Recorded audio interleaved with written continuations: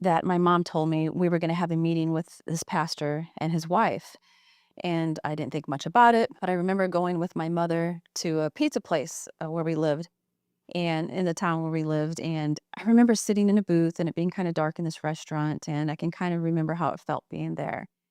And my mom and the pastor and the pastor's wife began to share with me that they had been meeting and talking about the household I was living in with the stepfather who was a pedophile.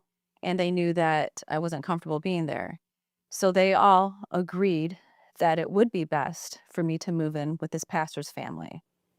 So the decision was made for me. I was, in fact, leaving and moving in with them.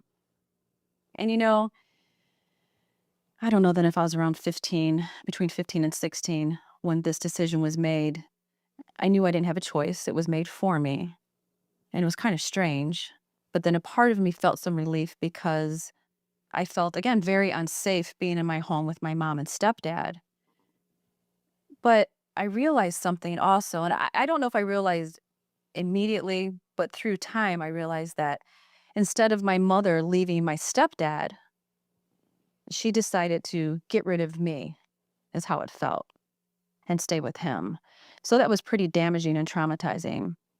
Before I go into the rest of that story, I wanted to explain the grooming process that occurs with abusers. You may know someone who has been sexually abused, maybe it's yourself.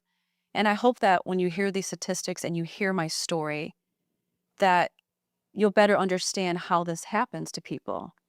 Because I'll be honest, even though I've walked through this, sometimes when I hear stories of sexual abuse, any type of abuse really, you think, how did that happen? And why did that person stay? And why didn't they leave? Or why didn't they get help? Or why didn't they tell somebody? And unless you're in that experience, you don't understand. So I'm going to go back to some of the grooming steps that abusers take. One is they identify and target the victim. Any child or teen may be a potential victim. Some predators may be attracted to children and youth with certain characteristics or may target youth with certain coexisting factors, such as vulnerable parents, to facilitate the crime. Another step in the process is they gain trust and access.